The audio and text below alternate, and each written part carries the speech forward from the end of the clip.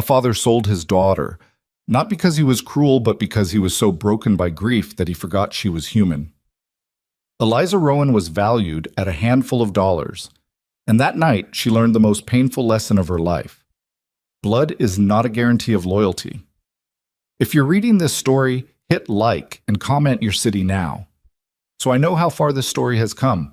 Don't leave, because the worst is yet to come. The morning Eliza Rowan turned 22, nobody remembered. Her father was already drunk before the sun cleared the ridgeline. Her younger brother Cale was somewhere in the woods behind the house, doing whatever 12-year-old boys do when they want to disappear from a family that has stopped functioning. The cabin itself, 3 rooms, a leaking roof, a wood stove missing one leg, and propped up on a flat stone, sat at the end of a dirt track off Route 9, in a hollow so deep that the light didn't reach the front porch until almost 10 in the morning. The nearest town, Harlan Creek, was 4 miles down a road that turned to mud every time it rained, which in the Appalachian Mountains of 1955 was most of the time. None of that was new. The Rowans had been poor for as long as Eliza could remember, the grinding, invisible kind of poor that doesn't announce itself dramatically, but just quietly removes things. First the extras, then the necessities, then the dignity. Her mother had died 6 years earlier from a fever that a doctor 40 miles away could probably have treated for $20. They hadn't had $20. What was new, what Eliza noticed the moment she limped through the kitchen doorway that morning, was the unfamiliar truck parked at the edge of the clearing. It was too clean for this hollow. A dark green Ford pickup, barely a scratch on it, the chrome on the grille catching the weak October light. Eliza stood in the doorway for a moment, leaning her weight onto her right leg the way she always did, the left one slightly shorter and twisted inward from the untreated break she'd suffered as a child. She'd learned to move with it, learned to work around it the way you learn to work around a fence post in the middle of a field. Not gracefully, but effectively. She heard voices from inside, her father's low mumble, and then something else, smoother, a voice that knew how to occupy space. She pushed open the door. Her father, Harlan Rowan, sat at the kitchen table. He was a big man gone soft, the muscle he'd carried in his youth now buried under years of whiskey and stillness. He had her mother's Bible in front of him, which he hadn't opened in 6 years, and he was looking at it instead of at Eliza or at the man sitting across from him. The man was somewhere around 50, well-dressed by the standards of what came through Harlan Creek. A proper collared shirt, a sport coat that fit him, hair that had been cut recently by someone who knew what they were doing. He had a salesman's face, not handsome exactly, but arranged in a way that communicated trustworthiness, the kind of face that made people want to believe whatever it was telling them. He looked at Eliza when she came in. His eyes moved over her the way you'd assess livestock. "This her?" he said. Harlan didn't look up. "That's her." Eliza felt something cold settle in her chest. Not fear yet. She didn't understand enough to be afraid, but a wrongness. The particular wrongness of walking into a room and understanding that a conversation has been happening about you. "Who are you?" she said to the man. He smiled. It was a practice smile, pleasant and empty. "My name is Denton Pruitt. I run a lodge and hospitality establishment over in Caldwell County. Your father tells me you're a capable young woman." "My father talks too much sometimes," Eliza said. Harlan finally looked up. His eyes were red-rimmed and wet, and there was something in them she'd never seen before. Not guilt exactly, more like the expression of a man who has already made a decision and is just waiting for the paperwork to finish. "Eliza, sit down." "I'll stand." "I said sit down." She pulled out a chair and sat, not because he'd told her to, but because her leg was aching. She'd been up since 5, had already hauled water from the creek and started a fire under the washtub, and the cold had settled into the old break in a way that made standing for long stretches miserable. Pruitt opened a leather satchel he'd had on the floor beside him and set something on the table. Bills. A small stack of them, held together with a rubber band. $240, he said. "That's a fair wage for a year's work, paid up front. Room and board included. Your family gets the money now, you work it off in service at the lodge." Eliza looked at the money, then at her father, then back at Pruitt. "What kind of service?" she said. "Cooking, cleaning, attending to guests. We get travelers through all year. It's respectable work."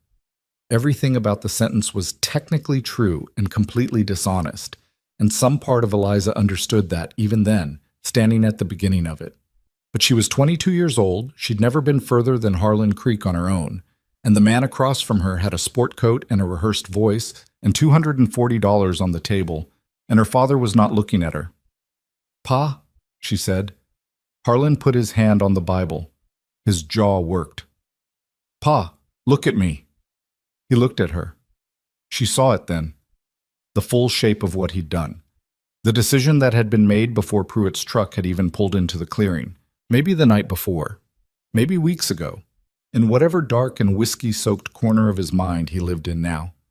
He'd looked at the money, and then he'd looked at a daughter he didn't know how to talk to anymore, a daughter who reminded him of her mother every time she walked into the room, and he had made a calculation. "It's good work," he said. His voice was almost steady. "You'll have a roof, you'll have food, and we'll have—" Oh, he stopped. "You'll have $240, Eliza said. He didn't deny it. She sat with that for a moment. Outside, a crow called once from somewhere in the bare oaks, and then went quiet. She thought about her brother Cale, about who would make sure he ate, about the fact that her father could barely manage to keep wood on the fire when she wasn't there to push him. She thought about the roof, which would need patching before real winter came. She thought about the money and what it could mean for a family that had been losing ground for 6 consecutive years. She told herself those were the reasons she didn't stand up and walk out. She told herself it for a long time afterward. "How far is Caldwell County?" she said. "About 60 miles, Pruitt said. He was careful not to look satisfied. That was professional of him. "When?" "Today, if you're willing. I have room in the truck." She looked at her father one more time. He was looking at the Bible again. "Give me an hour," she said. She packed what she had, which wasn't much.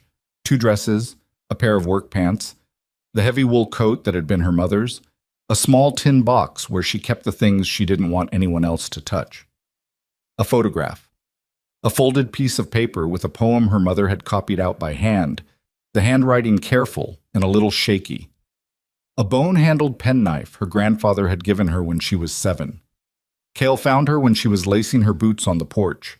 He was a slight kid, dark-haired like their mother, with the wary eyes of a boy who had grown up in a household where things went wrong without warning. He stood at the edge of the porch and watched her. "Where are you going?" he said. "Job," she said. "Over in Caldwell County."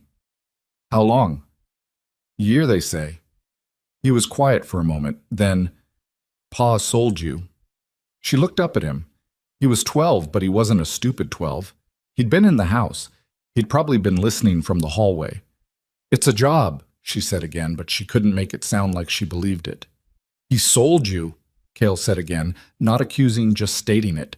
His voice had the flat quality of a child who has processed something and arrived at the truth before the adults were ready to admit it. Eliza stood up and pulled him in and held him for a moment. He was stiff at first, the way boys that age are, and then he wasn't. "You keep wood on the fire," she said into the top of his head. "You make sure the roof patch on the east side holds. You eat." "What if it's bad?" he said. "Where you're going?" She pulled back and looked at him. "Then I'll handle it," she said. "I always handle things." He didn't say anything else. She picked up her bag, took one look at the cabin, the sagging porch rail, the woodpile that was too small for the winter coming, the window in the kitchen with the cracked pane she'd been meaning to replace, and she walked to Pruitt's truck. Her father didn't come out to watch her go. The drive took nearly 3 hours over roads that deteriorated the further they got from the main highway. Pruitt talked for most of it, about the lodge, about the clientele, about the mountains and the changing leaves and how beautiful the area was in fall. He had the easy, ambient conversation of a man who spent a lot of time convincing people of things. He wasn't aggressive about it. He was patient. He let silence fill in the gaps with possibility. Eliza watched the landscape change through the window and said very little. She'd known something was wrong from the moment she'd walked into the kitchen. She'd known it more clearly with every mile that passed. The shape of the wrongness had been assembling itself in her mind the way a storm assembles itself over a mountain range. First a cloud, then a darkening, then something you couldn't pretend wasn't coming. But she was in a truck on a mountain road with a man she didn't know, 60 miles from home, with a bad leg and a bag that weighed maybe 8 pounds. And knowing something was wrong was not the same as being able to do anything about it. So she watched the trees and she thought about Cale, and she made the first version of the vow. Not dramatic, not spoken aloud, just a quiet settling of something inside her, the way a stone settles when it finds the bottom. Whatever comes, she thought, I don't break. The Raven's Rest. Lodge sat at the end of a gravel road that wound up through second-growth timber into a hollow even deeper than the one she'd grown up in. The main building was larger than she'd expected. 2 stories, a long covered porch, outbuildings arranged behind it. The sign above the entrance was hand-carved and painted, the paint beginning to peel at the edges. There were 3 other women on the porch when Pruitt's truck pulled up. They watched the truck without expression. One of them was young, maybe 19, with dark circles under her eyes that didn't come from one bad night of sleep. Another was older, somewhere in her 30s, with the particular stillness of a person who has learned to make themselves small. Pruitt got out and came around to Eliza's side with the gesture of a man helping a lady, which under different circumstances might have seemed considerate. We'll get you settled, he said. Mrs. Pruitt will show you the room. We start early, 5:30 for the kitchen crew. What do the guests pay? Eliza asked. He looked at her for just a moment too long. Pardon? For a room, a night. What does it cost them? That's not really your concern, he said, still smiling. Your kitchen and service. That's what your father and I discussed. She held his gaze. Just curious about the business, she said. The smile stayed on, but something behind it went still. He was recalibrating, she realized, deciding how much intelligence he'd underestimated and what to do about it. Come on inside, he said. She followed him up the steps. The woman with the dark circles moved aside to let them pass. As Eliza went by, the woman said something, barely a breath, more vibration than sound. Don't make trouble the first night. Eliza didn't react, but she heard it. The inside of the lodge was cleaner than the outside suggested and almost convincing as what Pruitt claimed it was. A roadside lodging, rough but functional, the kind of place that existed all over the rural South for travelers who needed a bed and a meal between towns. There was a proper front desk, a common room with mismatched chairs, a door marked kitchen at the back. Mrs. Pruitt was a narrow woman in her late 40s with a face that had been pretty 20 years ago and now just looked tired. She led Eliza up a staircase to the second floor and opened the second door on the right. The room was small, a cot, a chair, a window that faced the back lot and the wood line beyond, a hook on the wall for clothes. Meals are with the other girls, Mrs. Pruitt said. 7, noon, and 6 in the kitchen. You don't eat with the guests. What do the girls do? Eliza said. Exactly. Mrs. Pruitt looked at her for a moment with something that might have been pity or might have been appraisal. What needs doing? She said, and she left. Tots. Eliza set her bag on the cot and sat beside it and looked at the window. Outside, the light was starting to go. The trees along the edge of the lot were bare and black against the orange-gray sky, the kind of sky that comes right before dark in October when the air has gotten cold enough to carry. Somewhere in the building below her, she could hear voices, men's voices, and the sound of boots on a wooden floor. She opened her bag and took out the penknife, opened it and closed it, opened it and closed it. She was not stupid. She had never been stupid. Poverty had not made her desperate in the way Pruitt had counted on. It had made her watchful. She'd had her whole life to observe what happened to people who stopped paying attention, stopped thinking 2 moves ahead, stopped asking the questions other people were too polite or too frightened to ask. She'd watched it happen to her father, the long, slow collapse of a man who'd traded awareness for the inside of a whiskey bottle and called it grief. She wasn't going to do that. She wasn't going to stop thinking. She wasn't going to stop watching. She put the knife back in the tin box and lay down on the cot without taking her coat off and stared at the water-stained ceiling.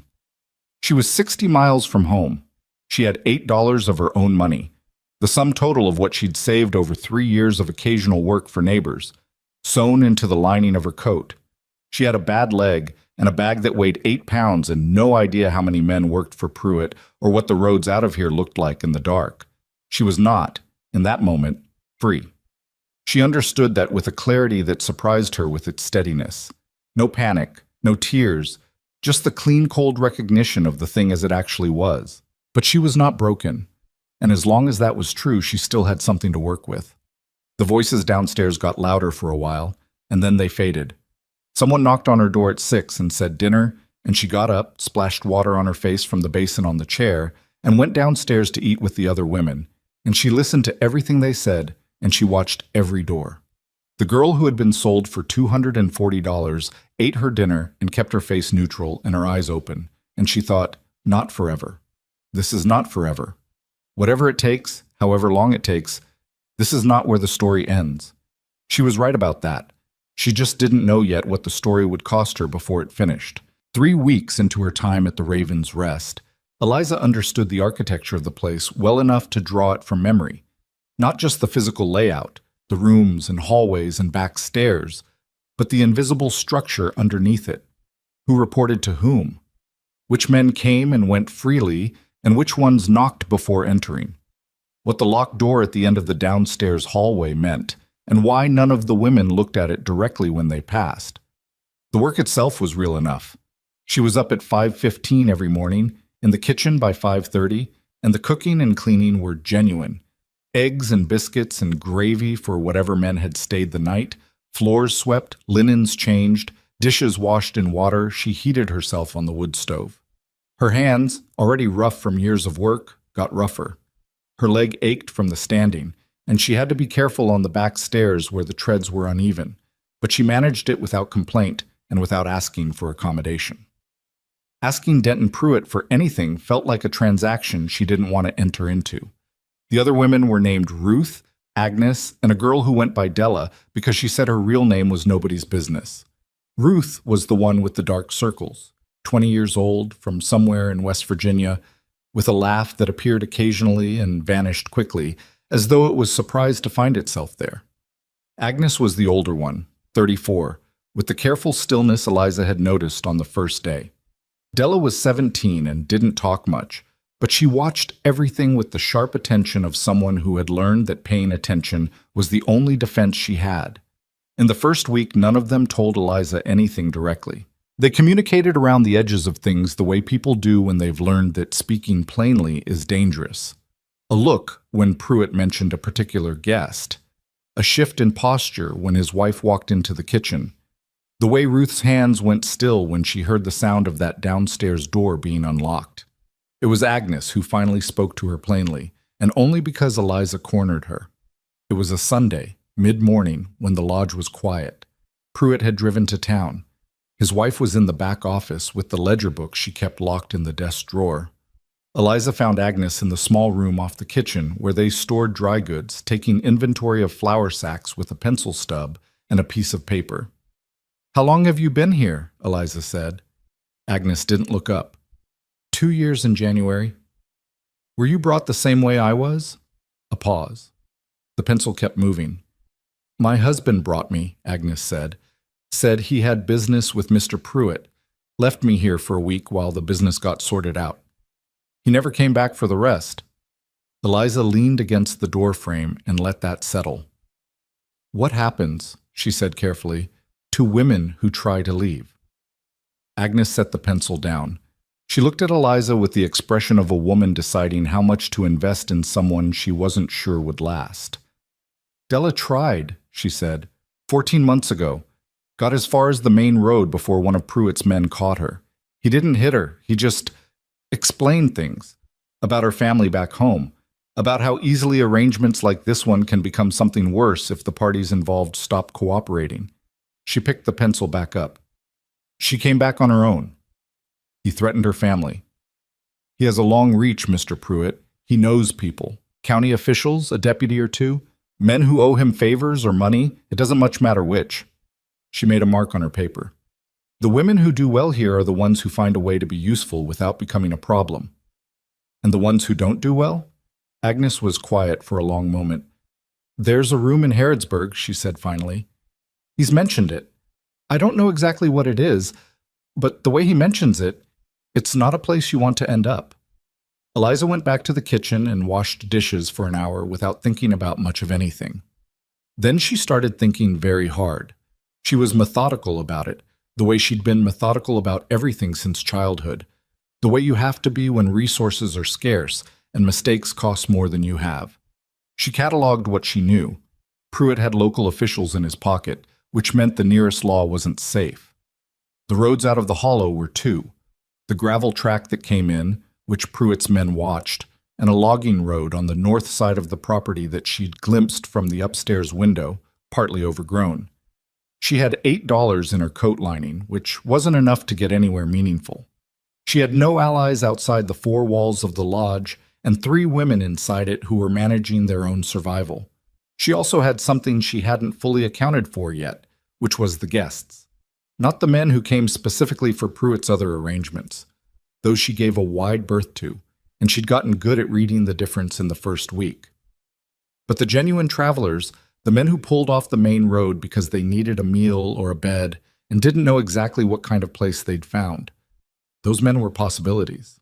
Not for escape, not yet, but for information, for understanding what the outside of this place looked like, what roads led where, what towns were within walking distance. She started talking to them. Not flirtatiously, not in a way that drew Pruitt's attention. She served their food, refilled their coffee, asked where they were coming from, where they were headed. She was friendly in a plain, efficient way that read as simple hospitality and was in fact something closer to reconnaissance. She built a map in her head, mile by mile, conversation by conversation. A trucker named Barry told her the logging road on the north side of the property connected to a fire road that eventually hit State Route 421, about 9 miles on foot through rough country. A salesman from Knoxville mentioned that there was a federal marshal's office in Harlan, the county seat, not the local deputies, but federal, which was a different chain entirely. An old man passing through on his way to visit a sister mentioned the Caldwell County Women's Aid Society, which operated out of a church basement in a town called Branton, 12 miles west. She stored all of it. She didn't act on any of it yet because she wasn't ready, and because acting too soon and failing would cost her the only advantage she had, which was that Pruitt had decided she was manageable. She'd worked hard to give him that impression. The night she first saw Gideon Wolfe, she was carrying a split log that had rolled off the woodpile around back, and she almost walked into him in the dark. She heard him first, bootsteps on gravel, deliberate, not trying to be quiet, but not announcing anything either. She stopped and pressed herself against the back wall of the lodge out of habit, the same reflex she'd developed for whenever she heard men moving around the property after dark. He came around the corner of the woodshed and stopped when he saw her, or didn't exactly see her. The light out back was poor, just the spillover from the kitchen window, but registered her presence and went still. He was large, wide through the shoulders, with a beard that had grown without much oversight and a canvas coat that had seen serious weather. He was carrying a brace of rabbits over one shoulder and a rifle in the crook of his arm, which made him either a hunter or a threat, and the way he held the rifle, casually, the barrel pointed at the ground. Nothing in his posture suggesting he intended to use it, suggested the former. "Didn't see you there," he said. His voice was low, unhurried. "That was on purpose," Eliza said. He looked at her for a moment. Then he looked at the log under her arm. "You need another one of those." "I need the whole pile restacked, but that's not your problem." He set the rabbits down on the chopping block and leaned his rifle against the woodshed and began restacking the loose logs without being asked again. She watched him for a moment, then set her log down and started helping from the other end, because standing and watching someone do work she was capable of doing herself made her feel wrong. They worked in silence for a few minutes. He was efficient about it, not showy, just competent, the way people get when they've done physical work their whole lives without making a performance of it. "You a guest here?" she said. "Passing through. Sold some pelts to a man in Harlan, figured I'd eat somewhere before heading back up." "Back up where?" He nodded toward the ridgeline, invisible in the dark but present. You could feel it, the weight of the mountains above the tree line. Got a cabin up on Broken Bow, about 8 miles in. You live up there alone? Just me and a bad-tempered dog, he said. Dog's better company than most people. She almost smiled. That's a low bar. He glanced at her sideways. Most people clear it fine, he said. Some don't. She didn't ask which category she was in, and he didn't say. They finished the woodpile, and he picked up his rabbits, and she picked up her log, and that was the end of it.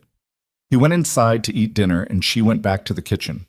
But she'd noticed things, the way she always noticed things, the way he'd registered the layout of the property without appearing to look at it, the way his eyes had gone to the locked downstairs door when he'd passed it in the hallway. Just for a second, a flicker of something that wasn't curiosity exactly, but wasn't nothing either. The scar along the left side of his jaw that had the specific shape of old shrapnel damage. The way he sat with his back to the wall in the dining room, a habit so ingrained he probably didn't know he still did it. She filed him away the way she filed everything away. A piece of information whose use wasn't clear yet. He came back 10 days later. She was in the dining room clearing the breakfast dishes when he came through the front door. He looked the same. Same coat, same unsupervised beard, though he'd tied his hair back this time. He caught her eye when she looked up, gave a brief nod that acknowledged he remembered her, and went to the same table he'd sat at before. She brought him coffee without being asked. He wrapped both hands around the cup and looked out the window at the mountains. Passing through again? She said. Bought some supplies in town, he said. Long walk back. She went to get the coffee pot to refill a table across the room, and when she came back past him, she said quietly, The logging road on the north side of the property, does it actually connect to 421? He looked at her, really looked at her, the way he hadn't quite done before. Not assessing her the way Pruitt did, but trying to read what the question meant. 9 miles on foot, he said, just as quietly. Rough in places. North Fork splits? You want to stay right. How would you know that? I come through that way sometimes, coming down from the cabin. It's a shortcut. She nodded and moved away and didn't say anything else until she brought him his eggs 20 minutes later. And then she asked him, keeping her voice level and her back to the rest of the room. If a federal marshal's office in Harlan received a written complaint from a woman at this establishment, would they be obligated to investigate? Or would that fall under county jurisdiction? He was quiet for long enough that she thought he wasn't going to answer. That would depend on what the complaint was about, he said. Interstate transport changes the jurisdiction, makes it federal. She picked up his empty cup to refill it. Hypothetically. Hypothetically, he said, if someone was transported across a county line against their will, that's not a county matter anymore. She walked back to the kitchen and stood at the counter for a moment with her hands flat on the surface and thought about what he'd just told her. Not the words, but the fact that he'd said them at all. He hadn't had to. He could have eaten his eggs and paid his bill and walked out the logging road and thought nothing more about it. She turned to look through the kitchen door's small window, back into the dining room. He was eating steadily, not looking at anything in particular, a big quiet man in a battered coat in no apparent hurry. She was still thinking about that 2 days later when Pruitt called her into the back office. She'd been expecting it for a while. She'd been careful not to be too useful in ways that drew the wrong kind of attention, but there was only so long you could be a young woman in Denton Pruitt's lodge before the nature of the arrangement was clarified. He was at his desk when she came in. His wife was not present, which told her something. He gestured to the chair across from him with the easy confidence of a man who was used to these conversations going the way he wanted them to. You've been here almost a month, he said. 26 days. He smiled. Counting, are we? I count most things, she said. He leaned back in his chair and looked at her with the expression of someone reassessing an investment. You're smart, he said. Smarter than most of the women I bring in. That's not a compliment and a warning. It's just a fact. He folded his hands on the desk. Smart women do better here than the other kind. They understand the situation more quickly. They cause less disruption. And they're more valuable, Eliza said. He acknowledged that with a slight tilt of his head. There are guests, he said, who pay considerably more for a certain kind of company. Not what you're doing now. Something more. Personal. She held his gaze. She'd been preparing for this conversation in the back of her mind since the first night, turning over her options the way you turn over a problem you can't put down. She knew what yes would cost her. She knew what a flat no would cost her too, and whether she had the position to spend it yet. "I appreciate the offer," she said, her voice completely even. "I think I'm more useful to you in the kitchen right now. The other guests comment on the food. The Knoxville salesman who came through last week, he said he'd recommend the place to his colleagues." Pruitt looked at her for a long moment. This was the pivot. She could feel it the way you feel a plank flex under your weight when you're not sure it'll hold. "You're negotiating," he said. "I'm having a conversation." The silence stretched out. Outside the window, she could hear Ruth in the yard hanging laundry, the damp slap of sheets in the cold air. "You've got a month," he said finally. "After that, this conversation happens differently." She stood up. "I'll make sure the coffee's hot in the mornings," she said, and she left before he could respond. Back in the kitchen, she ran cold water over her wrists at the sink and breathed through her nose for 30 seconds. Her hands were steady. She was surprised by that. She'd expected more fear, and what she found instead was something harder. Not calm exactly, but a kind of fury that had compressed itself down until it was dense and controlled and almost cold. A month. He'd given her a month, which was more than she'd had before, and less than she needed. And the only thing that had changed was that the clock she'd always known was running had now been made visible. She dried her hands. She put the coffee pot on the stove. She thought about a logging road in the dark, and a federal jurisdiction she hadn't known about until 3 days ago, and a man with a shrapnel scar and a bad-tempered dog who had answered a question he hadn't needed to answer. Outside, Ruth was still hanging sheets, and the mountains sat above the tree line the way they always did. Indifferent, enormous, without any particular opinion about what happened in the hollow below. Eliza stood at the stove and watched the water start to heat, and she made herself think through every step of what had to happen next because she did not have the luxury of panic, and she did not have the luxury of waiting to be saved. And she had learned a long time ago in a different hollow that the only person you could truly count on to do the thing that needed doing was yourself. The coffee pot began to rattle on the burner. She turned down the flame before it could boil over. Gideon came back on the 31st day. Eliza had been counting, not obsessively, not marking the wall above her cot like a prisoner in a movie, but she knew the number. The way you know the number when something is running out, the way you watch a candle burn and track the wax without meaning to, because some part of your brain understands that the dark comes whether you're ready or not. 31 days since Pruitt had given her his quiet ultimatum, which meant he'd already let it go one day past his own deadline, and she didn't know if that was because he'd gotten busy or because he was waiting to see if she'd come to him, and she didn't intend to wait long enough to find out which it was. She was splitting kindling in the side yard when Gideon's boots came around the corner of the woodshed, and she didn't break her rhythm. Set the wood, swing, set the next piece, because stopping what she was doing when a man appeared was a habit she'd refused to develop. He stood and watched her work for a moment. "You're getting better at that," he said. "I was already good at it," she said. He sat down on the chopping block, which she normally would have resented because she needed it, but she was working off the ground today, and he seemed to understand that she'd tell him to move if he was in the way. "You still counting days?" he said. She looked at him then. He had a way of asking things directly that she'd noticed from the beginning. Not blunt exactly, but unhurried. Like he'd decided that circling around a subject cost more time than it saved. 31, she said. He was quiet for a moment, then, "I talked to a man in Harlan." She set the axe down. "What kind of man?" "Federal kind. Name's Asa Pruitt. No relation to your employer.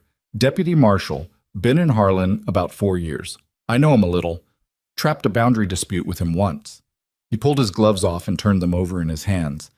"I told him I'd been through an establishment in Caldwell County and had some observations that might be of interest to his office." Eliza sat down on the woodpile across from him. Her leg was aching from the cold, and she didn't bother to stand on ceremony about it. "What did he say?" "He said observations weren't enough. He said if someone with direct knowledge of the operation was willing to make a statement, he'd have grounds to apply for a federal warrant. Interstate transport, which is what your situation is. You cross the county line. That makes it federal, like I said. Gideon folded his gloves into his coat pocket. He also said he'd want to move fast once he had a statement, because men like Denton Pruitt tend to have early warning systems. The deputies in Caldwell County, Eliza said, among others. He looked at her steadily. I'm not going to tell you it's safe. A statement puts you in the open. It means people know your name and know what you're doing. Pruitt will find out eventually. And between when you sign it and when the warrant comes through, there's a window where you'd be exposed. Where would I go? She said. Not quite a question. My cabin, he said, without any particular ceremony about it. It's 8 miles up, on a ridge that's not on any county map I've ever seen. Pruitt doesn't know it exists. It's not comfortable, though. It's one room and a loft, and the dog doesn't take to strangers. But it's solid, and it's far enough up that you'd hear someone coming long before they got there. She looked at him for a long time. He let her look. He didn't fill the silence with reassurances, which she appreciated more than she could have said, because reassurances from people in her position had a perfect track record of being wrong. What's in this for you? She said. He thought about that, which she appreciated too, that he didn't answer immediately. I was in the war, he said finally. Korea. I saw what happens when people with power decide other people don't count. I came up here to get away from it. He paused. Turns out you can't get far enough away from it. It just finds a new hollow. She nodded slowly. She wasn't sure she trusted him exactly. Trust was a thing she'd learned to portion out carefully, and even then it had failed her. Her father was proof enough of that. But she trusted what she'd observed, which was a man who answered questions he didn't have to answer, who didn't look at her the way Pruitt's guests looked at her, who'd driven to Harlan and talked to a federal marshal on his own time for reasons that cost him something and gained him nothing visible. I need to bring the others, she said. He blinked. Just slightly. She could tell that hadn't been in whatever plan he'd assembled. All three? I'm not leaving Ruth and Agnes and Della in this place while Pruitt figures out what happened. He'll take it out on them. Gideon rubbed the side of his jaw where the scar was. It was a habit she'd noticed. He touched it when he was thinking hard. My cabin fits 2 people without misery, he said. 4 would be tight. Then it would be tight, she said. He looked at her. Then something shifted slightly in his expression. Not quite a smile, but something adjacent to it. All right, he said. Getting word to the other women took 3 days, because you couldn't simply have a conversation in the Raven's Rest without the risk of it being overheard or reported. Mrs. Pruitt had a way of appearing in doorways. One of the men Pruitt kept on the property, a lean, watchful man named Cord, who supposedly maintained the vehicles but was clearly there for other purposes, had a habit of positioning himself where he could see most of the common areas. Eliza did it the same way she'd built her map of the roads out, incrementally, in the margins of ordinary work. A few words to Ruth while they were hauling water, back to back at the well so their lips weren't visible from the windows. A note written on the inside of a flour bag and left on the shelf where Agnes did inventory, the words small and close to the seam. Della she talked to directly because Della had the best instincts of any of them for reading a room and would know immediately if something felt wrong about what Eliza was proposing. And if Della's instincts said wrong, Eliza was inclined to listen. Della sat with it for about 30 seconds. When? She said. 2 nights, Eliza said. After Cord does his last check at 11. There's a gap of about 20 minutes before he comes around the back again. Gideon will be waiting at the north tree line. Who's Gideon? The trapper who comes through sometimes. Big man, canvas coat. The one who stacks your wood, Della said, with a flatness that wasn't quite a judgment. He's not... Eliza stopped. Yes, she said. Is he trustworthy? I think so. That's not a real answer. No, Eliza agreed. It isn't, but it's the one I've got. Della thought about that for a moment. Okay, she said. Agnes took longer. She sat with it for a full day, and Eliza didn't push her, because Agnes had been here 2 years and had built a kind of equilibrium that wasn't happiness but was survival, and asking her to upturn it was asking her to spend something she wasn't sure she had left. She came to Eliza the second morning, in the kitchen before the others were up. "If it goes wrong," Agnes said, "Pruitt will send us to Harrodsburg." "I know." "You understand what that means." "I think so." Agnes looked at her with the direct, tired eyes of a woman who had very little patience left for softening things. "You think?" she said. "I know it's worse than here," Eliza said. "I know we don't go there and come back the same. I know that if I'm wrong about Gideon or wrong about the marshal, it goes bad in a way that doesn't fix itself." She looked back at Agnes steadily. "I also know that Pruitt is moving to change my situation here, and once he does that, I don't get to make this choice anymore. And neither do you, not really, because whatever he does to me changes the balance for all of you." Agnes was quiet for a long time. Outside the kitchen window, the mountains were gray and cold, a low cloud sitting on the ridgeline. "What time?" she said. "Dat." The night of the third day was overcast, which was good. No moon to speak of, and the shadow at the tree line was deep enough to disappear into. Eliza had spent 2 days quietly moving things. Her tin box transferred from her bag to the inside of her coat, the $8 still in the lining, an extra pair of socks she'd found in the supply closet that had no obvious owner. She told herself she wasn't frightened. She was mostly right. At 10:45, Cord made his last round of the evening. She heard his boots on the porch, heard them come around the side of the building, pause at the back, continue. She counted to 60. Then again, she knocked twice on Ruth's door. Heard the immediate movement that meant Ruth had been awake and waiting. They gathered in the back hallway, all 4 of them, bags minimal, everything that mattered either on their bodies or left behind. Della had a small cloth sack. Ruth had nothing but her coat. Agnes had a carpet bag she'd owned before she came here and had apparently been prepared to use for 2 years, which said something about Agnes. The back door opened without a sound. Eliza had spent 20 minutes that afternoon with a piece of wax on the hinges. The cold hit them immediately. Proper November cold now, the kind that climbs into your lungs and stays. They moved across the backyard in the shadow of the building's overhang, single file, Eliza leading because she knew the yard best. Her leg was stiff in the cold and she moved more awkwardly than she would have liked, but she moved. The tree line was 50 feet of open ground. She stopped at the edge of the shadow, listened. Nothing. She went. Gideon was where he'd said he'd be. Just inside the trees, invisible until you were almost on top of him, a large dark shape that resolved into a man as Eliza stepped into the shadows. He looked at the 4 of them without saying anything, then turned and started moving north through the timber. The 9 miles took 4.5 hours. It was not a pleasant 4.5 hours. The logging road was rough in the dark, the footing uncertain, and twice they had to stop when Agnes's lungs seized up in the cold. The North Fork split, and Gideon stayed right without hesitation. Eliza's leg began to cramp somewhere around the 5th mile, a deep burning ache in the old brake that she'd learned to push through but couldn't make disappear. She pushed through it. She didn't mention it. Ruth fell twice on the uneven road and refused help getting up both times, which Eliza respected enormously. Della walked in silence the entire way and didn't complain once about anything, which Eliza had expected. The cabin was a single room with a loft, exactly as Gideon had described. It was cold when they got there, a cold that had been sitting in the logs for however long he'd been gone, and small, and it smelled like wood smoke and old coffee and whatever a bad-tempered dog smelled like.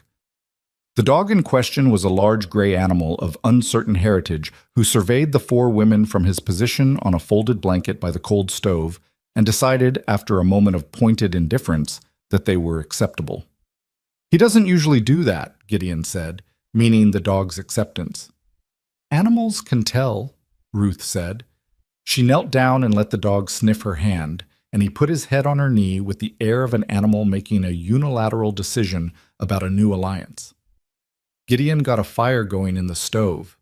Eliza sat on the floor near it and rubbed her leg until the cramping started to ease. She didn't realize she was doing it visibly until Gideon crouched beside her and said, without preamble, "Does it need anything?"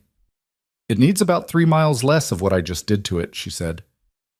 "It'll be fine." He went and came back with a piece of oilcloth he folded into a pad and set beside her without comment, which was better than sympathy. The four women slept in the loft. Barely room for all of them, but warmer for it, body heat and borrowed blankets. Gideon slept below, or didn't sleep, she wasn't sure. In the morning, he had coffee made before any of them were fully awake, and he told her what the next step looked like. I ride to Harlan today. Take Asa my statement about what I've seen. You write yours. I'll bring paper. And I take it with me. He poured coffee into the only 4 mugs he owned and then drank his own from a tin cup. He applies for the warrant. Best case, we have federal authorization within 3 days. And worst case, Eliza said, someone tips Pruitt before the warrant comes through. He said it plainly, which she'd asked for and appreciated.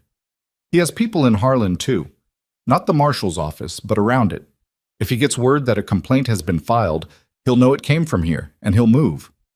How far is it to this cabin for someone who knows the country?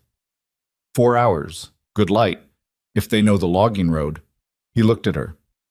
He won't know the logging road, but there are other ways up, and he has enough men to send more than one direction. She thought about Cord, about the way Pruitt had looked at her across the desk when he'd said the month was up, about Harrodsburg, the room Agnes had mentioned in a voice stripped of anything that wasn't warning. How many guns do you have? She said. He paused.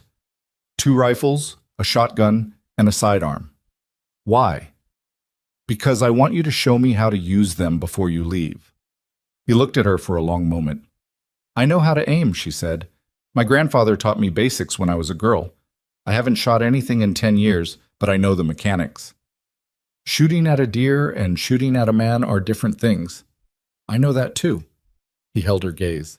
Something in his expression was doing a slow recalculation, the same kind she'd noticed when she'd first surprised him with a question.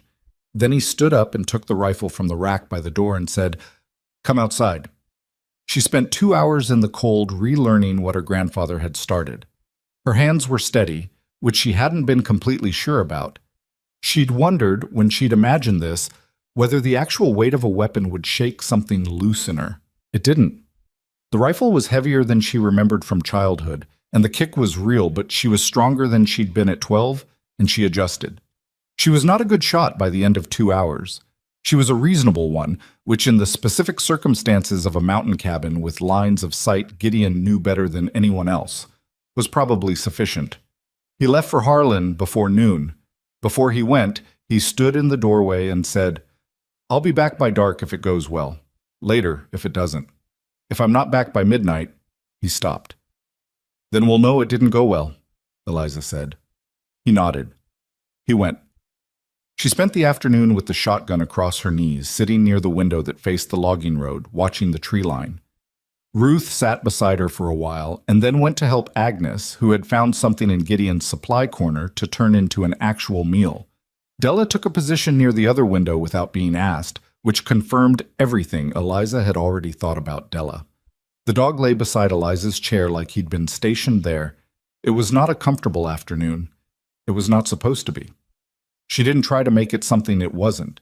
She just sat and watched and held the weight of the shotgun and thought about everything that depended on a man she'd known for 30 days being who she thought he was. He came back at 9:40 in the evening. She heard his horse before she saw him, familiar cadence on the gravel of the fire road, and she didn't release the tension she'd been holding until he came through the door and stamped the cold off his boots and looked at her and said, Warrant's been applied for. Asa estimates 2 days, maybe 3. He's keeping it in-house, just him and one other deputy he trusts. The breath she let out was not dramatic. It was just air leaving a body that had been holding it for 9 hours. There's more, he said. He sat down across from her. His coat had mud on the lower half, and he'd ridden hard, she could tell. The set of his shoulders had the particular exhaustion of a long push. Asa knows someone reached out to Pruitt this afternoon, not from his office. He thinks it came from a county clerk's office in Harlan. Someone noticed the paperwork. The room went quiet. So he already knows, Agnes said from the corner. She'd come in from the kitchen without Eliza noticing. Likely knows something is moving, Gideon said. Whether he knows where you are is different. He'd have to know about this cabin. He paused. Which no one does, as far as I know. But he has money, and he has men, and he'll start looking. Eliza looked at the rifle on the table. Then she looked at Gideon. Then we don't wait for him to find us, she said. No, he agreed. We don't. Outside, the mountains sat in the dark, with the complete indifference of old things, the timber creaking slightly in a wind that had come up from the north. The kind of wind that didn't care about warrants or corrupt county clerks or frightened women in a cabin on an unmarked ridge. But inside the cabin, the stove burned steady, and 4 women who had spent weeks or years or entire portions of their lives being managed by someone else sat in the firelight and waited for daylight. And none of them were the same people who had walked through the door the night before. Eliza cleaned the rifle in her lap and did not permit herself to think further than the next morning, because the next morning was enough, and she had learned, was still learning, that survival runs on what is real and immediate and in front of you, not on what might happen, not on what you're afraid of, not on what you've already lost. The dog put his head back on Ruth's knee. The fire held. They came before dawn on the second day. Eliza heard them first, not because she had exceptional hearing, but because she hadn't slept more than 2 hours at a stretch since they'd arrived at the cabin, and she'd been lying in the loft with her eyes open and her hand on the rifle when the sound reached her. It was subtle. A branch, somewhere below the fire road. Then nothing. Then another one, further left, which meant more than one person moving through timber in the dark and trying not to sound like it. She was down the loft ladder in 30 seconds. Gideon was already at the window. 2, he said quietly, not looking at her. Maybe 3, coming up the east side. I thought you said no one knew about this cabin. I said as far as I knew. He moved away from the window and took the shotgun from the rack. Someone knew. She didn't waste time on that. She went to the window on the north side and looked out. The tree line was dark and impenetrable, the pre-dawn sky a shade lighter than the timber, but not by much. She couldn't see anything moving, which didn't mean nothing was there. Behind her she heard Agnes wake up, not with noise, just the particular shift of someone going from sleep to sharp attention, and then Della's voice from the loft, barely a breath. How many? Don't know yet, Eliza said. Stay up there. Stay low. Ruth made a sound. Ruth? Eliza said. Stay low. She pressed herself against the wall beside the north window and held the rifle across her chest and listened. Gideon moved to the door without opening it and stood with the shotgun at a downward angle, waiting. The wait was the worst part. About 4 minutes of total quiet that felt longer than the 9-mile walk had felt. Her heartbeat, something she was actively aware of in a way she didn't normally notice, her bad legs starting to cramp from standing rigid against the wall. Then a voice from outside, not close, maybe 50 feet, from the tree line. Wolf? A man's voice, flat and functional. We're not here for the women. Pruitt wants his property back. Send them out, and this ends clean. Gideon didn't answer immediately. He looked at Eliza across the room. She shook her head once. Tell Pruitt to come get them himself, Gideon said, loud enough to carry. A pause. Then, that's not how this works. No, Gideon said. This is how it works. You're standing on a federal matter. Deputy Marshal Asa Pruitt in Harlan has a warrant application in front of a judge right now. You come onto this property and interfere with protected witnesses. That's a federal offense. Every one of you. He paused. Go home. Silence from the tree line. Then movement. Not retreating, moving sideways. They were spreading out, which was worse. It meant they decided talking was over. Eliza moved from the north window to the east-facing one, keeping below the level of the sill. She could see the gray shape of the tree line now as the sky began to lighten, barely, just enough to resolve dark from darker, and she could see what might be a man's shoulder at the edge of a pine about 30 yards out. She steadied the rifle on the windowsill.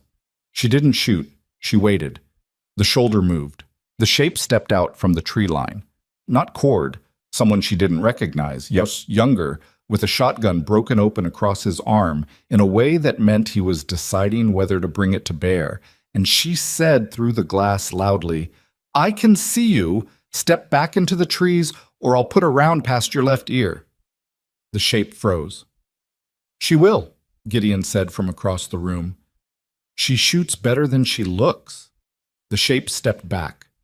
10 more minutes of silence, and then the sound of retreating footsteps through the timber, not careful anymore, which meant they were moving fast, which meant they'd decided this particular calculation didn't work out in their favor.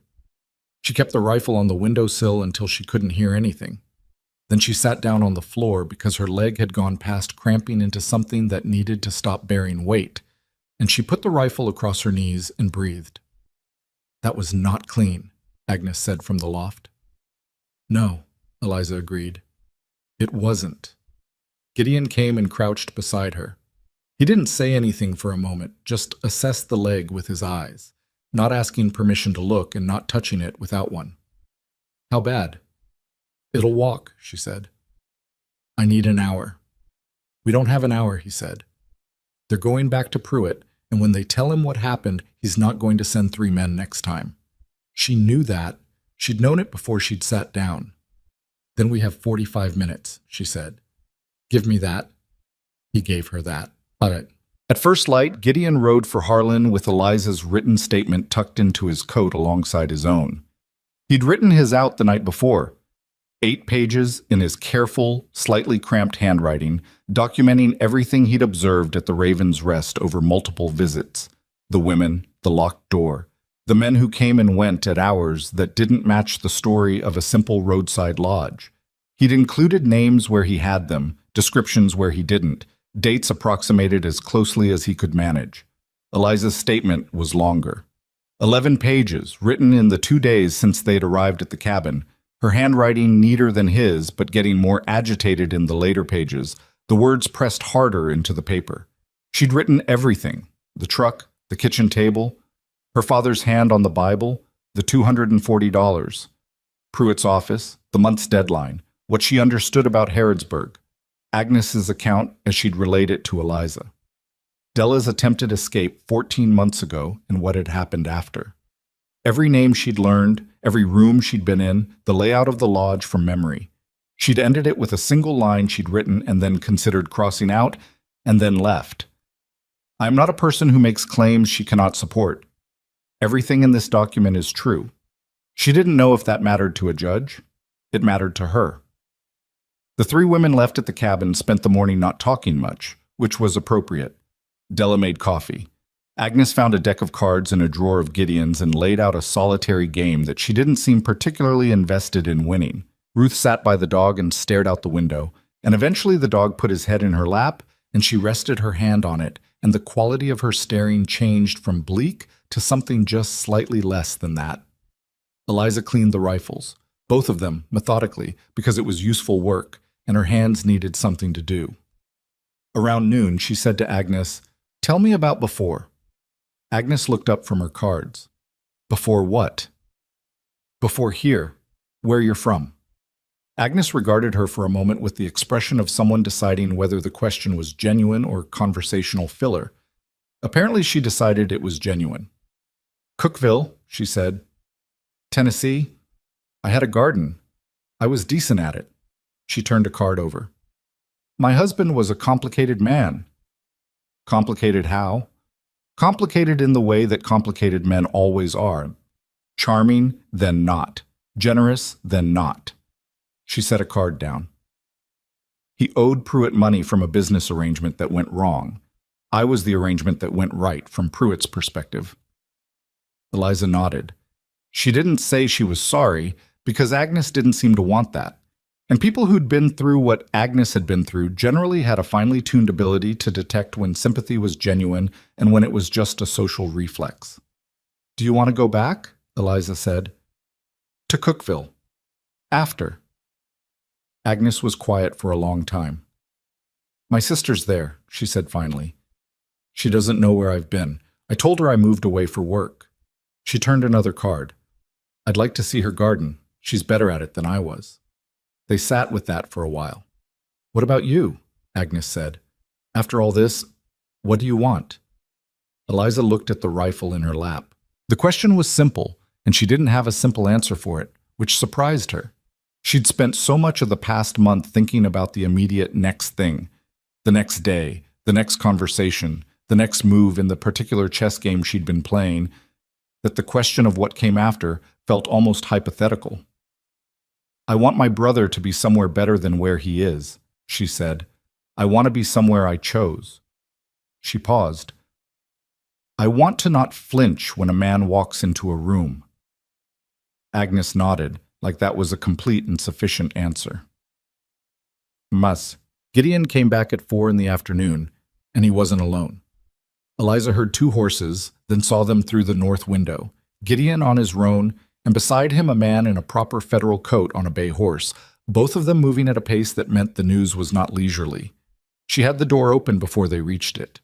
The man with Gideon was Asa Pruitt, no relation, as advertised, a lean man in his mid-40s with a weathered face and eyes that processed information quickly and quietly. He had a badge on his coat and a warrant folded in his breast pocket.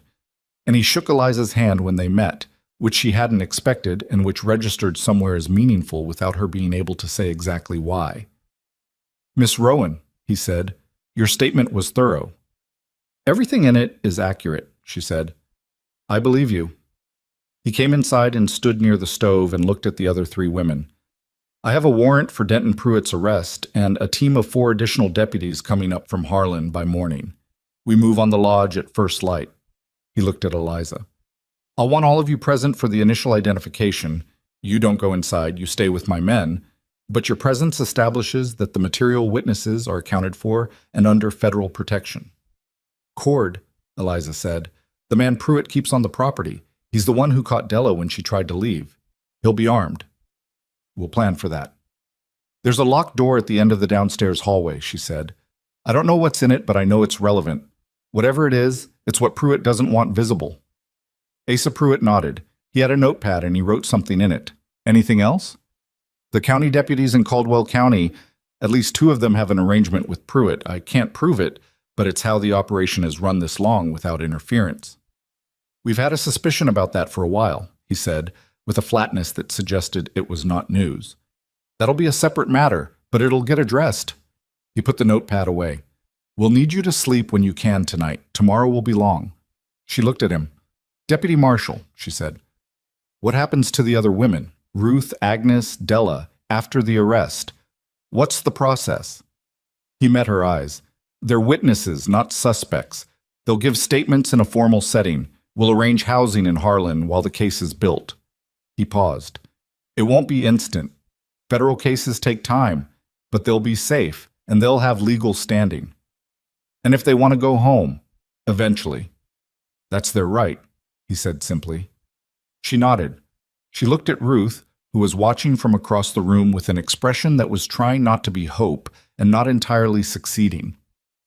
She looked at Della, whose face was carefully neutral in the way that faces go when a person has gotten very used to bad news and is not yet sure this is different.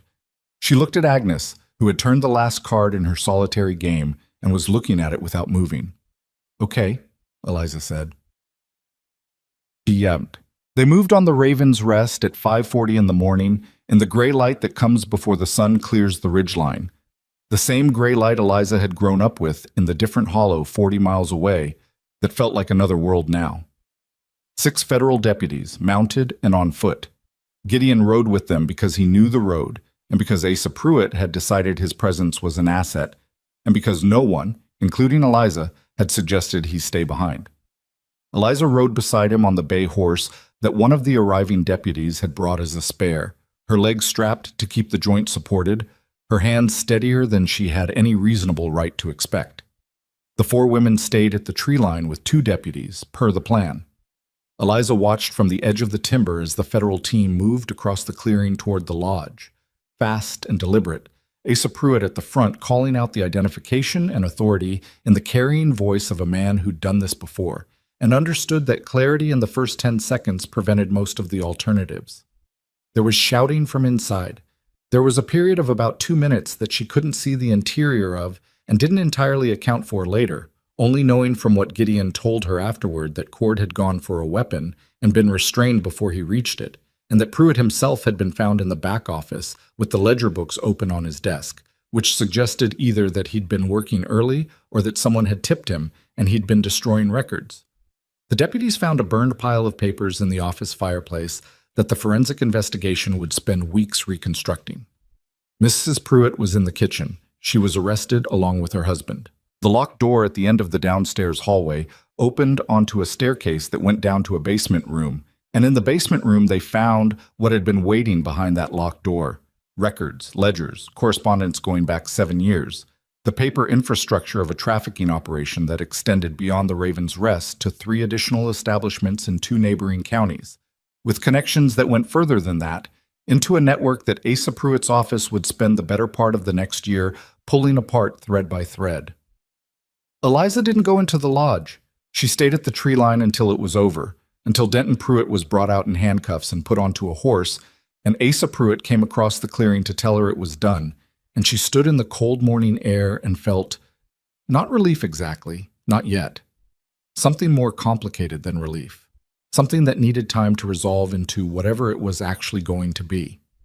Gideon came and stood beside her. He didn't say anything. "The ledgers," she said, "will they be enough?" Between the ledgers, the testimony, and the correspondence they found, he paused. "Yes, I think so." She watched Pruitt being led to the road. He didn't look at her. She wasn't sure if that was deliberate or if she was simply not significant enough in his mind even now, and she decided it didn't matter, that the meaning of this moment wasn't contingent on whether he acknowledged what it was. Della appeared beside her, quiet as always. "It's real," she said, almost to herself, like she was checking. "It's real," Eliza said. Ruth came and stood on her other side and didn't say anything at all, just stood there with her arms crossed against the cold, and her eyes on the lodge with an expression that was somewhere between exhaustion and something that hadn't been named yet. Agnes stayed back near the tree line. Eliza looked back at her, and Agnes nodded once, a small, contained movement. And that was enough. But the federal hearings began 3 weeks later in Harlan. Eliza testified for 2 days. She sat at a table in a formal room she'd never been in before, with wood-paneled walls and a smell of old paper and floor wax. And she told the story the way she'd written it, plainly, completely, without editorializing and without minimizing. She said her father's name. She said what he'd done and what he'd received for doing it. She said it without her voice breaking, which cost her something, but the cost was affordable because she'd already paid for it in the cabin, and on the logging road, and in the months before that in a kitchen in a hollow, making coffee and not breaking. The federal prosecutor was a woman named Marlene Fitch, mid-30s, from an office in Louisville.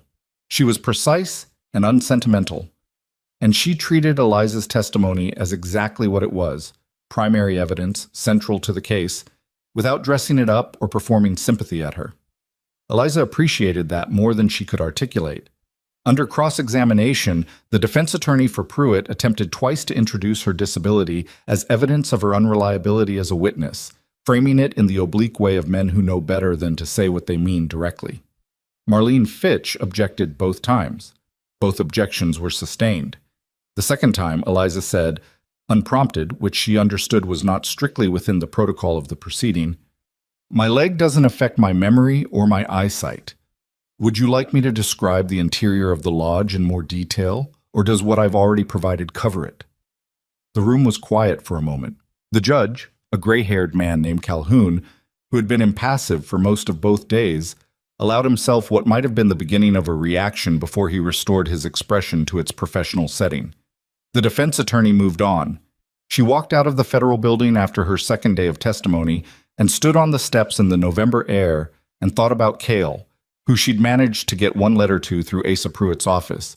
Just a note, "I'm all right, stay warm, keep wood on the fire," and who hadn't written back yet, which she hoped meant he was all right and not something else. She thought about her father. She hadn't decided what she was going to do about her father. She understood, had understood since the morning in that kitchen, that what he'd done couldn't be undone by regret or whiskey or putting his hand on a Bible he wasn't reading. She also understood that she didn't have to decide today, that the decision could sit in the unresolved pile along with a handful of other things she wasn't ready to close yet. That was all right. Some things took time to know the shape of. Gideon was waiting at the bottom of the steps. He had 2 cups of coffee from somewhere, and he handed her one without being asked, and she took it. They stood on the steps for a while and drank their coffee, and neither of them said much, which had become a comfortable kind of quiet between them, the kind that doesn't need to be filled. Ruth is going back to West Virginia, she said eventually. I know, she told me this morning. Agnes's sister is coming to get her next week. Good. Della doesn't know yet, Eliza said. What she wants, where she wants to go. She looked down at the coffee. I told her she doesn't have to know yet. That's right, Gideon said. She looked out at the street, at Harlan going about its ordinary business in the ordinary morning, people moving between storefronts and cars, and the daily machinery of a life that had no idea what had happened in a federal courtroom 2 blocks away, or in a roadside lodge in a Caldwell County hollow, or on a 9-mile logging road in the dark. That was fine. That was the way it was supposed to be. Denton Pruitt is going to prison, she said. It wasn't a question. She was just hearing the sentence out loud for the first time, testing the weight of it. For a long time, Gideon said. She drank her coffee.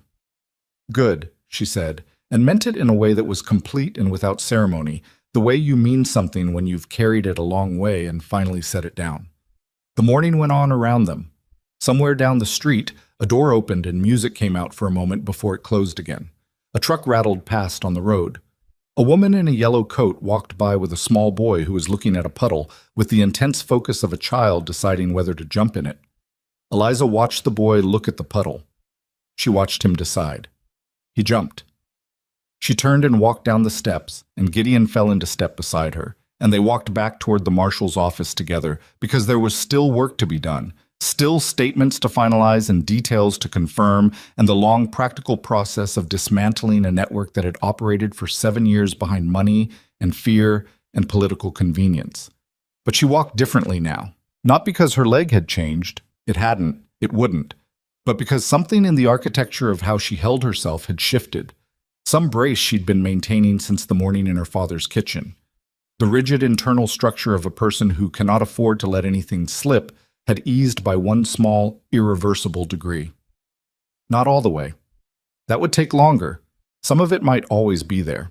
But 1 degree in the cold November morning on a street in Harlan, Kentucky, was enough. The trial lasted 11 days. Eliza was present for most of it. Not required to be after her 2 days of testimony were complete, but present by choice.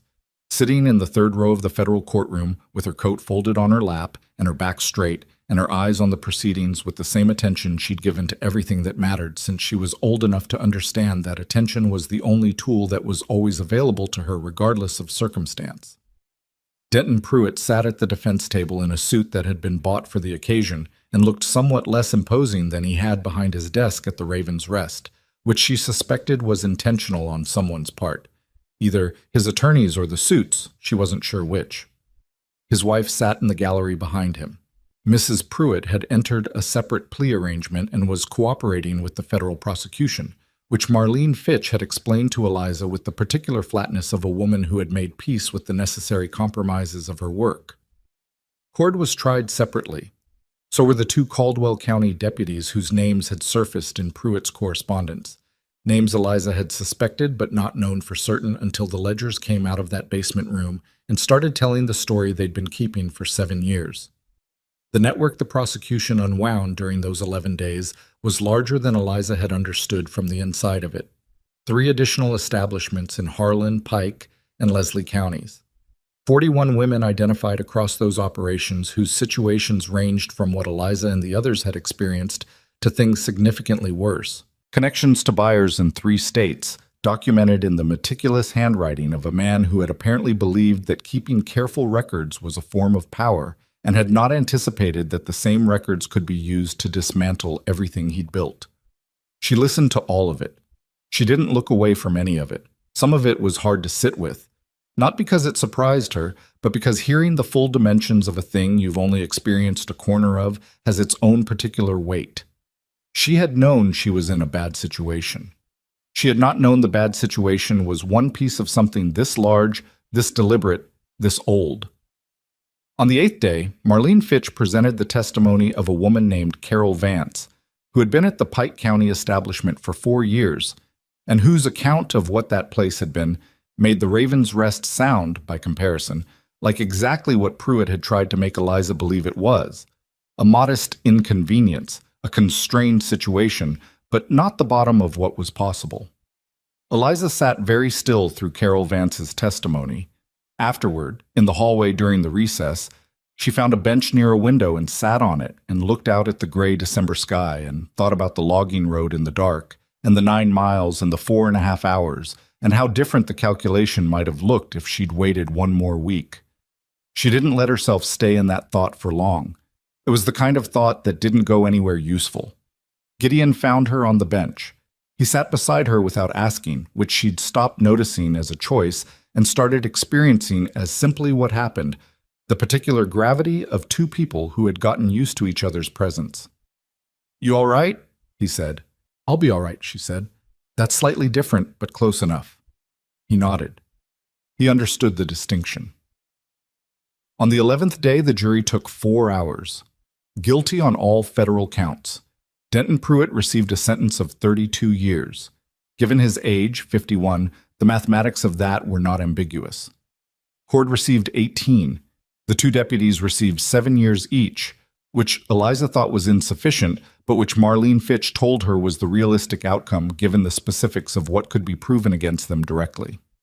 She stood on the courthouse steps afterward in the December cold and felt the verdict settle into her body. Not like a triumph, not like the ending of something in a clean and final way, but like the closing of a door that had been open and drafty for a long time. The room was still cold, but the draft was gone. She went home in January. Not to the Hollow, not to her father's cabin. She wasn't ready for that and might not be for a long time, and she'd made her peace with not forcing it. What she went back to was the county she'd grown up in, the roads and ridgelines she knew from childhood. The particular quality of light in the eastern Kentucky mountains in winter that she hadn't realized she missed until she was back in it. She brought Cale out of the Hollow herself. She'd written to him 3 times since the trial ended, and he'd written back twice. Short letters. The handwriting of a 12-year-old who hadn't had a lot of schooling, but coherent, telling her the roof held, that their father was drinking less than before, that one of the neighbors had given him a job splitting wood for 50 cents a day. She'd written back with the offer. "Come stay with me. I have a place. I'll make sure you go to school." He arrived at the bus station in Harlan on a Tuesday morning in the second week of January with a canvas bag over one shoulder and 3 inches of height he hadn't had when she'd last seen him, which was September, which felt like 15 years ago. He looked at her for a moment on the platform, and she looked at him, and then he said, "You look different." "Different how?" she said. He thought about it seriously, the way he thought about most things. "Like you decided something," he said. She picked up his bag. "Let's get coffee," she said. They walked to the diner 2 blocks from the station, and she bought him coffee and eggs and biscuits, and he ate with the focused efficiency of a growing boy who had been managing his own meals in a household that didn't run well, and she watched him eat and thought, This is one of the things the last 4 months were for. She was renting a room in Harlan from a widow named Mrs. Haverford, who had 2 spare rooms and a sensible attitude toward tenants. It wasn't much. 2 rooms, a shared kitchen, a small yard, but it was hers in the way that mattered, meaning she had chosen it and paid for it with money she'd earned doing bookkeeping work for a hardware store, a skill she'd taught herself from her mother's accounts, and that turned out to be marketable in a way she hadn't known to count on. Gideon came down from the mountain twice a month, sometimes more. He had a natural resistance to towns that she understood was real and not performative. The mountain was where he functioned best, where whatever he'd come back from the war carrying sat at a manageable distance from him. But he came down, and he stayed 2 or 3 days, and they cooked dinner in Mrs. Haverford's kitchen and argued about whether the dog would be happier in town or on the ridge, and walked the streets of Harlan in the evenings without any particular destination. The argument about the dog resolved itself when the dog arrived on Mrs. Haverford's porch one February morning without Gideon, having apparently made the 8 miles on his own and decided the matter unilaterally. Mrs. Haverford, who had initially stated that she didn't allow animals, looked at the dog for a long moment and then looked at Eliza and said, "Does it chase cats?" "I don't know," Eliza said honestly. "My cat is not afraid of dogs," Mrs. Haverford said, in a tone that suggested the cat's preferences were the operative variable. She went back inside. The dog stayed. The cat and the dog came to a working arrangement within a week, which Eliza observed with the private satisfaction of someone who appreciated a pragmatic solution. Meg. She went to see her father in March. She'd thought about it for 2 months, turning it over the way she turned over things that didn't resolve easily, which was to say she thought about it from different angles until she understood its actual shape rather than the shape she'd been projecting onto it. What she'd been projecting was a confrontation, an accounting, some version of a conversation that ended with either forgiveness or a final clean severance. What she found when she examined it honestly was that she didn't know what it was yet, and that was all right, and she'd go and find out. He was on the porch when she came up the dirt track. He looked older, not dramatically. He was 47, not elderly, but the particular way that men who have been drinking for years and then stop look older, the puffiness gone, but the damage underneath it visible now, the skin settling into the shape of decisions made over a long time. He stood up when he saw her. He didn't say anything. She stopped at the bottom of the porch steps. "You look well," she said, which was not quite true, but was the closest true thing she could start with. "Eliza," he said. His voice was rougher than she remembered, or maybe she just remembered it differently now.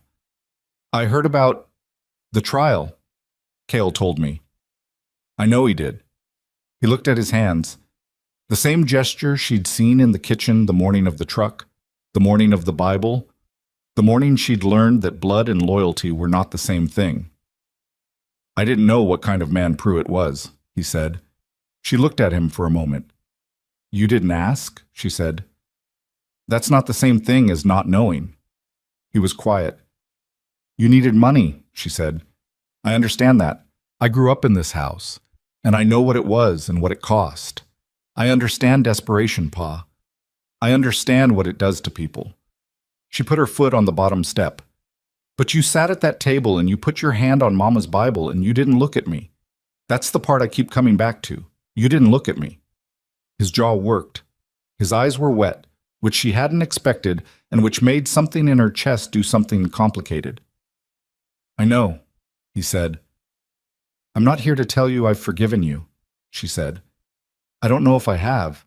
I don't know if that word is the right word for whatever this is going to be." She came up one step. "I'm here because Cale needs you to be his father, and that means I need you to be sober, and I need you to be present, and I need to know if that's possible." He looked at her finally, really looked at her, the way he hadn't in the kitchen, the way he maybe hadn't in years. "I've been sober since November," he said. "I know, Cale told me that too." "It doesn't fix what I did." "No," she said. "It doesn't." They stood in the cold March air with that between them. Not resolved, not closed, but acknowledged, which was different from pretending and different from severing and was maybe the only honest thing available to two people navigating something that didn't have a clean solution. "Come inside," he said eventually. "I made coffee." She came inside. Gideon asked her to marry him in April, which was not a surprise, because they had been moving in that direction in the practical, unannounced way of two people who have already established that they function better together than separately, and are simply letting the formal fact catch up to the operational reality. He did it in the kitchen of Mrs. Haverford's house, which was not romantic and was exactly right. He was standing at the stove making coffee because he'd gotten up earlier than her, and she came in and he turned around and said, "I want to marry you, if you're willing." She sat down at the kitchen table. She looked at him for a moment. He stood with the coffee pot in his hand and waited, which was the most Gideon thing he could have done. No performance, no orchestration, just the question and the willingness to wait for an honest answer. "I need you to understand something first," she said. "All right?" "I'm not going to be easy to live with," she said. "I'm difficult, and I'm particular, and I have opinions about most things. I don't defer well." "I've noticed," he said. "And I need you to understand that I'm not marrying you because you saved me," she said. "I'm marrying you because of who you are when nobody needs saving. Because you answer questions you don't have to answer. Because when I told you about the other women, you didn't argue about it. You just adjusted the plan." She looked at him. "And because I sleep better when you're in the house. And I didn't used to sleep well at all." He set the coffee pot down. "Is that a yes?" "That's a yes," she said. He came and sat across from her and reached across the table, and she took his hand, and they stayed like that for a while in the morning kitchen with the coffee getting hot, and the dog asleep in the corner and the cat watching from the windowsill with the profound indifference of a creature who has witnessed everything and chosen to weigh in on nothing. They were married in June in a civil ceremony at the county clerk's office in Harlan, with Cale as the only witness, which was the right number. The sanctuary came later. Not immediately. Nothing real comes immediately. But it came from a conversation she had in the fall of that year with Asa Pruitt, who had stayed in contact in the occasional, practical way of people who share a significant history without being close friends. He told her about a woman named Dorothea Sims, who had been at the Leslie County establishment, one of the 41 from the trial, who had been released into the custody of a women's aid organization in Harlan and had nowhere to go and no one to go to. Her family had moved. Her situation was the specific kind of complicated that the women's aid organization was not equipped to handle on a long-term basis. They could provide a week, maybe 2, but not the 6 months or year that someone like Dorothea actually needed to become functional again. What does she need? Eliza said. Somewhere safe, Asa said. Time. Someone who understands what she went through without needing it explained. She went home that evening and sat in the kitchen and thought about it for a long time. Then she talked to Gideon. Then she talked to Cale, who was 14 now and had opinions about most things, and whose opinion on this turned out to be, obviously, delivered with the particular exasperation of a teenager watching adults take a long time to arrive at a conclusion he'd reached immediately. They had the cabin on the ridge. Gideon had been working on a second structure for storage, a one-room building with a solid floor and a good stove, which with some additional work could become livable. They had land, more land than they needed for 2 people and a dog and a cat, the ridge spreading out in both directions with timber and cleared patches, and the particular mountain quiet that was not emptiness but its own kind of fullness. Dorothea Sims came in November. She was 28 years old from Bell County, with a specific kind of silence around her that Eliza recognized without having to be told what it meant. She stayed in the second structure, which they'd finished out with 2 bunks and a proper cook stove, and a window that faced the valley below. She didn't talk much for the first 3 weeks, which was fine. Eliza didn't require conversation. She required showing up. For meals, for the work of maintaining a mountain property, for the daily, ordinary accumulation of days that were not the previous days. By December, Dorothea was helping in the kitchen without being asked. By January, she'd taken over the bread baking, which turned out to be something she'd done since childhood and was genuinely good at, producing loaves that made even Gideon's usually restrained appreciation visible. By spring, she asked Eliza, "How did you stop being afraid all the time?" Eliza thought about that seriously, the way it deserved. "I don't know that I stopped," she said. "I think it changed. It became something I carry instead of something that carries me." She turned the bread dough she was working, and it got quieter the busier I got. Useful work helps. Having somewhere to be that you chose helps. People who don't require anything from you that you haven't offered helps. Dorothea nodded slowly. "I keep thinking I should be further along than I am." "Further along than what?" Eliza said. "There's no schedule. Whoever told you there was a schedule was wrong." Dorothea was quiet for a moment. Then she said, "Mrs. Wolfe." "Eliza." "Eliza, thank you." Eliza looked at her. "Don't thank me," she said. "I'm not doing this for the gratitude. I'm doing this because someone needed to, and I knew how, and I had the space." She turned back to her dough. "You can thank me by doing the same thing someday when you're in a position to." The sanctuary didn't have a name for the first 2 years. It didn't have a sign. It operated through word of mouth, through Asa Pruitt's office, through Marlene Fitch, who had moved to a federal position in Lexington, and occasionally encountered women whose situations required something more than institutional processing, and fewer official mechanisms than the standard channels provided. The women came 1 or 2 at a time, stayed 3 months or 6 months or a year, left when they were ready and not before. Some of them were women who'd been through Pruitt's network or operations like it.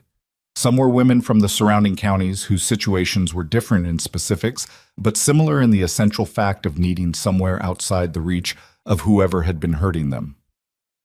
Eliza learned as she went, which was the only way she'd ever learned anything.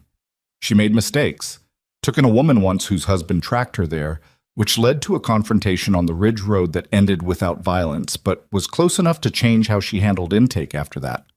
She pushed too hard with some women and not hard enough with others.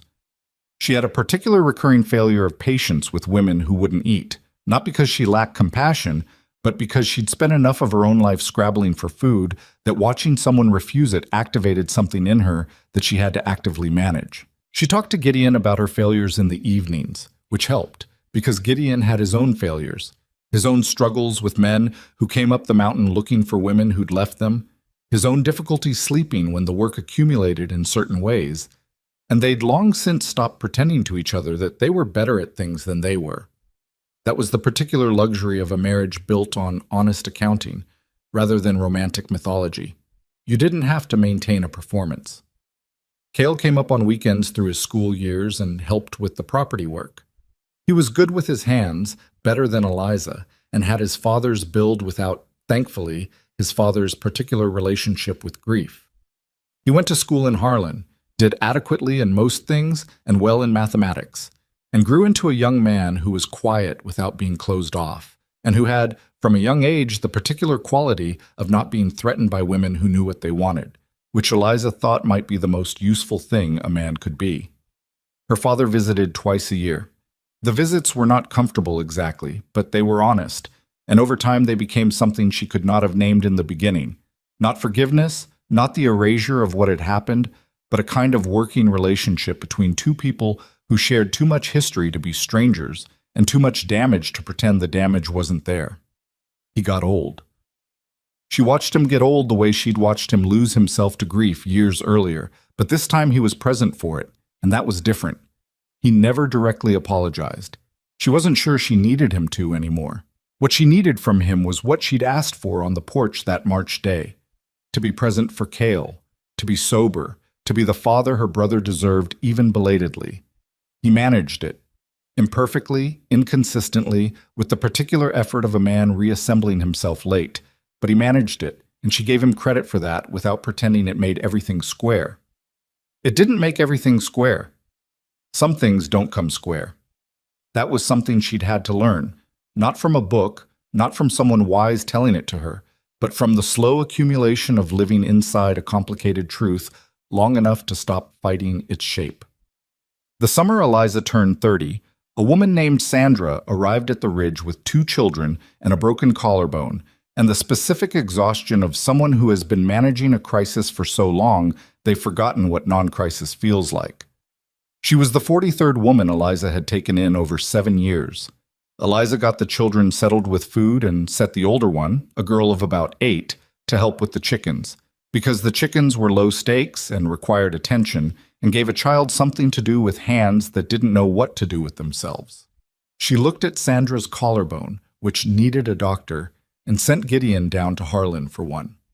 While they waited, she sat with Sandra in the kitchen and made tea, and Sandra held the cup with both hands the way Eliza had held her coffee on the courthouse steps in Harlan, and looked at the window the way Eliza had looked out at the mountains through the window of a room above the Raven's Rest 8 years earlier, trying to locate herself in a landscape that didn't yet feel safe enough to fully inhabit.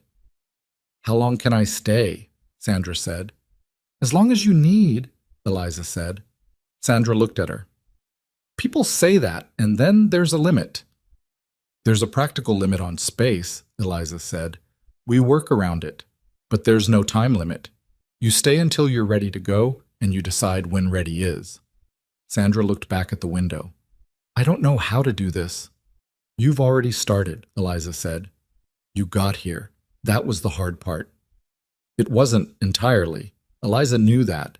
The getting here was hard, but so was the staying and the rebuilding and the learning to be something other than what a bad situation had required you to be. She'd simplified it for Sandra because Sandra was in the first hours of a new thing and didn't need the full weight of it yet. Later, there would be time for the complete truth. Right now there was tea and a child learning that chickens have opinions, and the particular mountain light of late summer coming through a window in a room that had been built for exactly this purpose. This was what she'd made. Not a monument, not an institution, not something with a plaque or a formal name or the kind of recognition that gets written about. something more durable than recognition. A place that worked, that had been built by two people who understood what it was to need exactly this kind of place, with all the mistakes and adjustments and ordinary difficulty that any real thing is built with. She thought sometimes about the girl she'd been in that kitchen in October of 1955, sitting across from a man with a sport coat and a rehearsed voice and a stack of money on the table. She didn't think about her with pity. That girl had survived, which was not a small thing, and she'd survived through her own intelligence and stubbornness and refusal to let fear make her stupid.